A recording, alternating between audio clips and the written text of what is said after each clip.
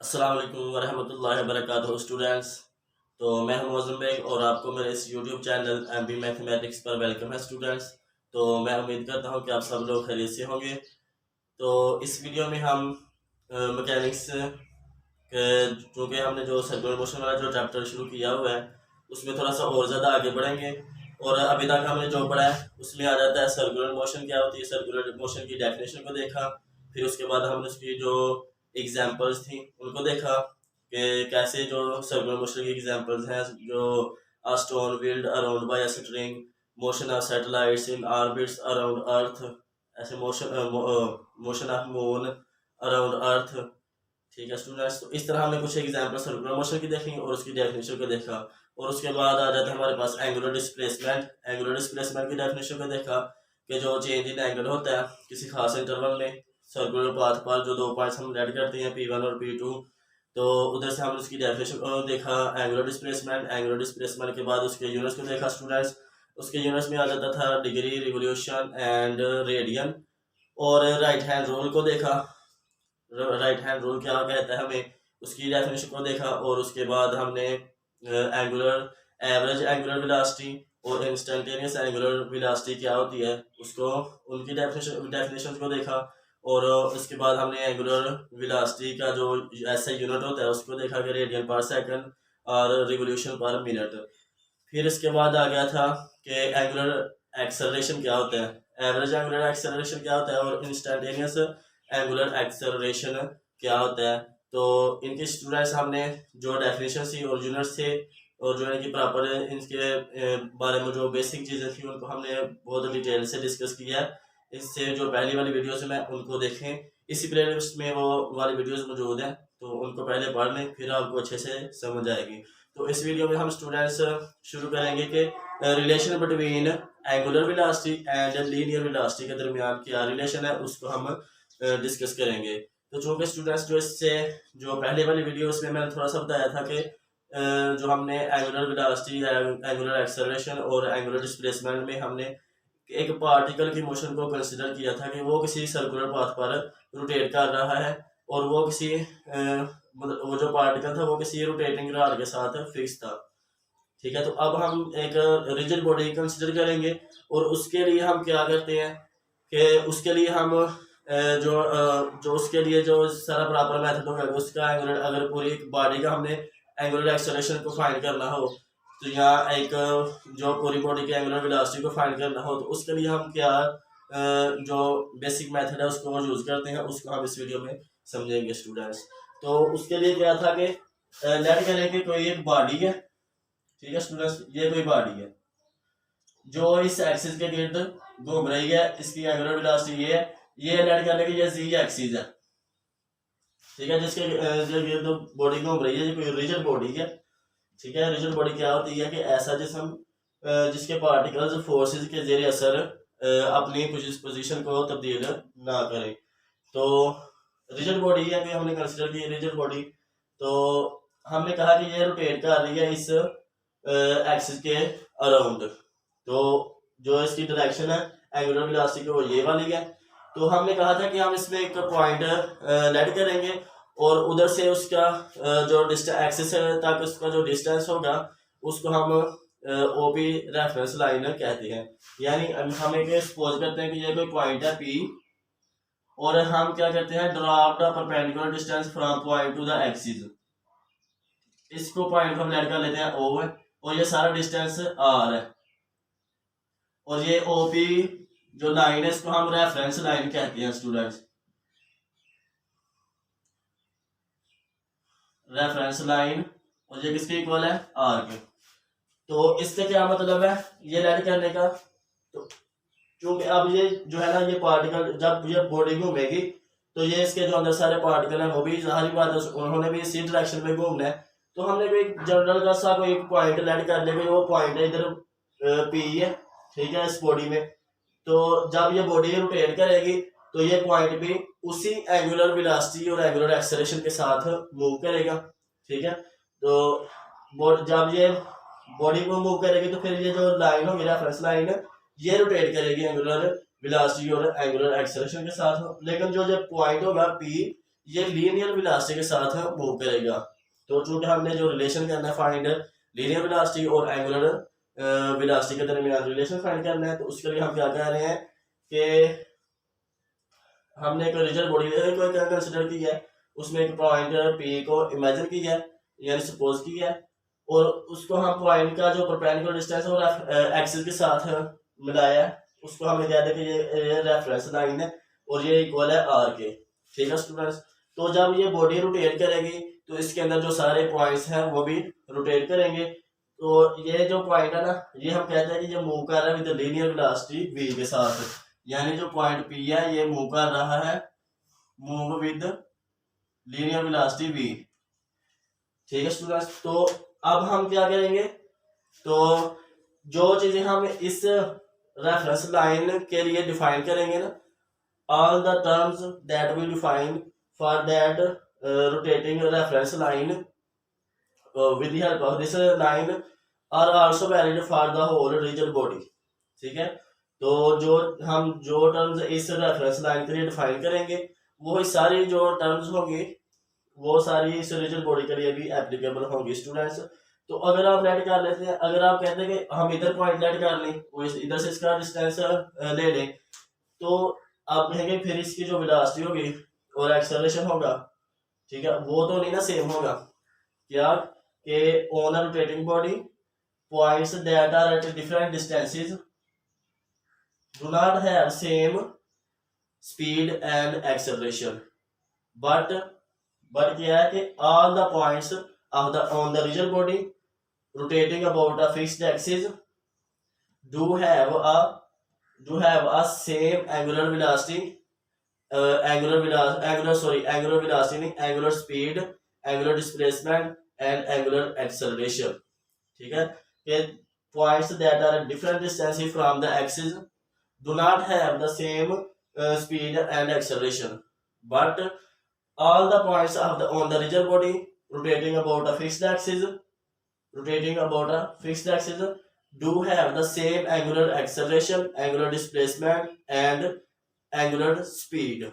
Okay students, तो हम इस जो है ना ये जो टर्म्स है जो मैंने अल्फाज बोले इनका यूज करते हुए हम कहते हैं कि ये जो होगा ना पूरी रिजिड बॉडी के लिए भी ये सारे अल्फाज दुरुस्त होंगे। ठीक है, क्या कि the on a rotating body the points that are at different distances from the axis do not have a same speed, same velocity and acceleration, but on the rigid body, but all the points on the rigid body, सारे जो points होते हैं all points की जब बात करेंगे वो क्या होंगे, वो have same जो रोटेट करेंगे फिक्स एक्सिस के about do have the same angular acceleration, angular displacement and angular speed।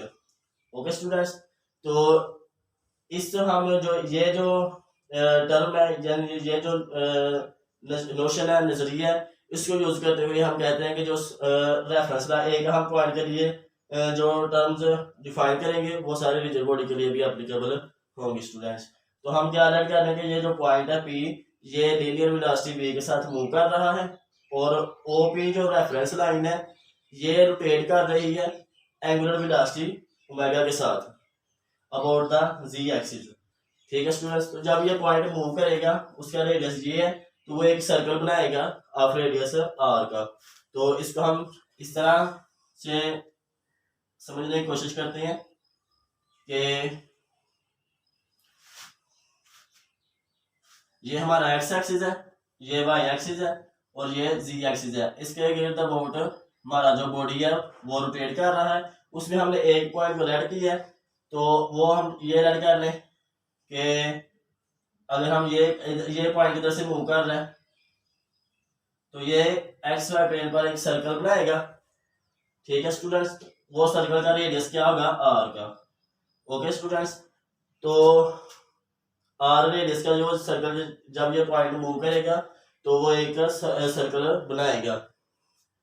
तो जब ये पूरी एक जो रेफरेंस लाइन ओपी रोटेट करेगी तो वो एक इस तरह से सर्कल बनेगा और ये जो रेफरेंस लाइन है ये मूव कर रही है ओमेगा वेलोसिटी के साथ एंगुलर वेलोसिटी के साथ और ये पॉइंट लीनियर वेलोसिटी v के साथ मूव कर रहा है स्टूडेंट्स।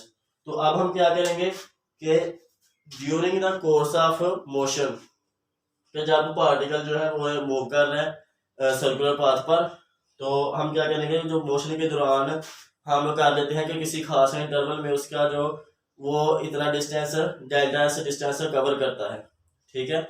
यानी डेल्टा टी इंटरवल में हम लेट कर लेते हैं, ये हमारा पॉइंट ओ है, तो हम लेट कर लेते हैं कि ये जो है ना पॉइंट जो मूव कर रहा है इसकी पोजीशन P1 से लेकर P2 तक ये डिस्टेंस कवर करता है in the time interval delta T time में। जो है ना पार्टिकल ये कितना डिस्टेंस कवर करता है, डेल्टा एस। तो ये जो आर्क बनी इधर, इसकी लेंथ क्या होगी, ये हम लेट कर रहे हैं डेल्टा एस, और इसका जो एंगल होगा, इसका इधर से एंगल जो थीटा है और ये इधर से एंगल डेल्टा थीटा स्टूडेंट्स। तो अब क्या होगा कि हम इनके दरमियान जो रिलेशन होता है वो अब इधर लिख लेते हैं। तो आर्क लेंथ और एंगल के दरमियान क्या रिलेशन होता है वो हम अब उसका यूज करते हुए इनके दरमियान लीनियर वेलोसिटी और एंगुलर वेलोसिटी के दरमियान रिलेशन को फाइंड करने लगे हैं स्टूडेंट्स। तो हम जानते हैं जैसा कि जो रेडियन का डेफिनेशन को, चूंकि एंगल हमारा रेडियन में है, तो अब इसकी जो डेफिनेशन होगी इसको यूज करते हुए हम इनके दरमियान जो रिलेशन होता है वो फाइंड वो लिखने लगे हैं कि जो आर्क लेंथ होती है ये इक्वल होती है आर डॉट थीटा के, ठीक है स्टूडेंट्स। ये मैंने इससे जो पहली वाली video relation between radian and degree उसमें बताया थोड़ा सा इसके बारे में लिंक, तो वो वाली वीडियो आप देख लें। तो ये हम इस तरह लिख सकते हैं, ठीक है स्टूडेंट्स। तो जब हम इसको एंगल को चेंज करेंगे तो ये जो होगी ना ये लेंथ वो भी ऑटोमेटिकली चेंज होगी। तो ये आ गया स्टूडेंट्स हमारे पास, क्या लेट किया हमने, एक पॉइंट लेट किया, वो रोटेट कर रहे हैं, रोटेट कर रहा है लीनियर वेलोसिटी v के साथ, और जो रेफरेंस लाइन है OP ये मूव कर रही है एंगुलर वेलोसिटी के साथ। तो उधर से हमारे पास जब ये मूव करेगा तो हमारे पास एक सर्कल बनेगा रेडियस r का, और हमने लेट कर दिया किसी खास during the time interval delta T the points cover the distance delta s on a circular path. So then we know the relation between arc length and angle which is that, ठीक है। तो इसमें को हमने लिख लिया। अब हम क्या करेंगे कि अब हम जो है ना दोनों तरफ डेल्टा टी टाइम के साथ इसको डिवाइड करते हैं। तो अगर इसको डिवाइड कर दिया जाए जो टाइम इंटरवल था उससे, तो फिर हमारे पास क्या आएगा, ये जो चीज़ आई है। अब हम क्या करेंगे कि अब हम इस पर लिमिट अप्लाई करेंगे कि जो हमारी लिमिट है ना डेल्टा टी जो टाइम इंटरवल है, अगर ये 0 को अप्रोच करे तो फिर क्या होगा, ठीक है स्टूडेंट। तो ये हमने जो डेल्टा टी टाइम इंटरवल में ये डिस्टेंस कवर किया है, अगर हम इसको 0 को अप्रोच कर दें तो फिर क्या असर पड़ेगा इस आर्क लेंथ पर, तो वो हम देखते हैं।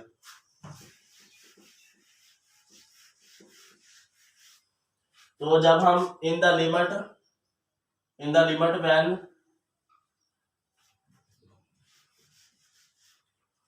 when स्टूडेंट्स जो टाइम इंटरवल डेल्टा टी ये अप्रोच करे 0 को, तो हम इस पर अप्लाई करते हैं इन द लिमिट।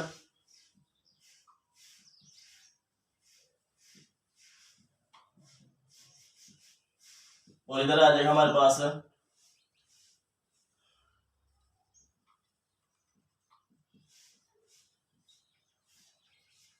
ये आ गया एंगुलर डिस्प्लेसमेंट और टाइम इंटरवल। ओके स्टूडेंट्स, तो ये जो है ना ये स्केलर है रेडियस, क्योंकि ये थोड़ी ना चेंज हो रहा है, ठीक है। तो वो हमने बाहर लिख लिया, और ये जो वेरिएबल था जो चेंज हो रहा है उस पर हमने ये लिमिट अप्लाई कर दी, ठीक है स्टूडेंट्स। तो अब ये जो चीज है ये किसको डिनोट कर रही है, ये जो है ना ये जो है ये रिप्रेजेंट्स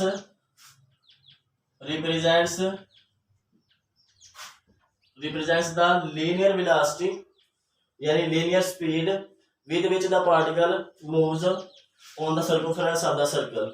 क्या के represents the linear speed of the particle p with which जिसके साथ particle is moving on the circumference of the circle. तो ये इसने ये जो है राइट हैंड साइड इसको डिनोट कर दिया, और ये जो लिमिट है ये किसको डिनोट कर रही है, ये डिनोट कर रही है एंगुलर वेलोसिटी को। ठीक है स्टूडेंट्स, तो हम जानते हैं कि time rate of change of angular displacement is known as angular velocity. और चूंकि स्टूडेंट्स एंगुलर वेलोसिटी जो है ये एक फिक्स्ड है, ठीक है, एंगुलर वेलोसिटी वो जो है ना वो चेंज नहीं हो रही, क्योंकि जो एक्सिस है वो हमारा फिक्स है, और एक कांस्टेंट हम एंगुलर वेलोसिटी के साथ जो है ना वो रेफरेंस लाइन मूव कर रही है। तो हम क्या करेंगे कि जो हमारी इसको हम एंगुलर वेलोसिटी को can be manipulated as a scalar, क्या can be manipulated as a scalar. और ये जो है ये जो लीनियर वेलोसिटी है, ठीक है, लीनियर स्पीड, और जब हमारा जो ये स्टूडेंट्स जब ये हमारा टाइम इंटरवल 0 को अप्रोच कर रहा है, तो फिर जो पार्टिकल होगा वो इधर इसकी जो डायरेक्शन होगी वो टेंजेंट होगी टू द सर्कल। जब हमारा जो पार्टिकल है उसका जो टाइम ये जो पार्टिकल मूव कर रहा है, अगर ये जो पॉइंट पी है इसके बहुत करीब आ जाता है, तो इसकी जो डायरेक्शन इधर टेंजेंट सर्कल के ऊपर वो टेंजेंट एक बनाएगी, यानी क्या करेंगे the velocity of the particle that is moving on the circumference of the circle in the limit when t approaches to 0 its direction will be along the tangent to the circle at the point p1।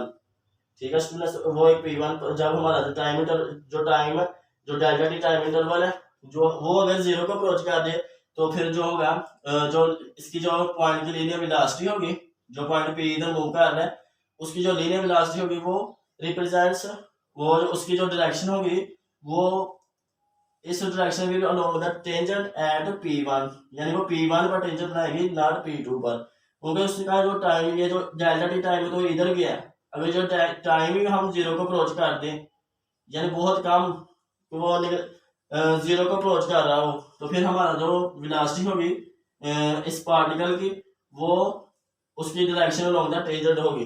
ठीक है students, तो हम इस तरह लिख सकते हैं कि the velocity of the particle that is moving on the circumference of the circle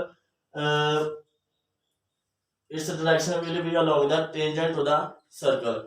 ठीक है, तो हम कैसे कह सकते हैं कि जो एंगल ये जो इसकी जो वेलोसिटी होगी ये हम इसको कह सकते हैं कि जब ये चीज आए हमारे पास लिमिट अप्लाई करने के बाद, तो इधर से हमारे पास आएगी tangential velocity,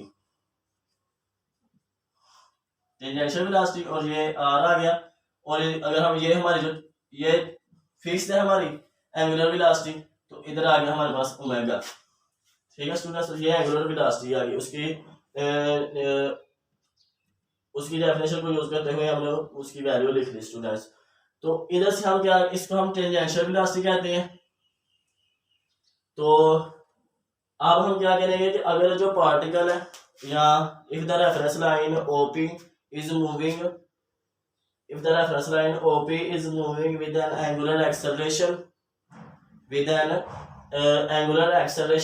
then the relation between angular acceleration and tangential acceleration can be similarly we can describe from this equation।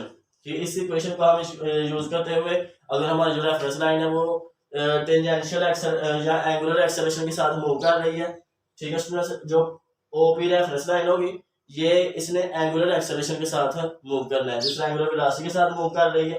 इस तरह से हमारी जो रेफरेंस लाइन है अगर एंगुलर एक्सेलरेशन के साथ मूव करे, यानी उसमें अगर एंगुलर एक्सेलरेशन जो हो वो अगर अल्फा है, एंगुलर एक्सेलरेशन अल्फा के साथ वो मूव कर रही है, तो फिर जो एंगुलर एक्सेलरेशन और टेंजेंशियल एक्सेलरेशन के दरमियान रिलेशन होगा वो इस इक्वेशन को यूज करते हुए हमें इस तरह लिख सकती है।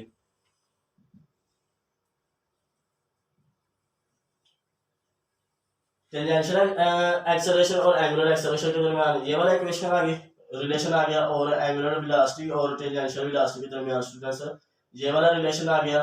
और मैंने बताया कि rotating body points that are at different distances do not have same speed and acceleration, but all the points on a rigid body that are rotating about a fixed axis do have a same angular displacement, angular velocity, angular speed and angular acceleration.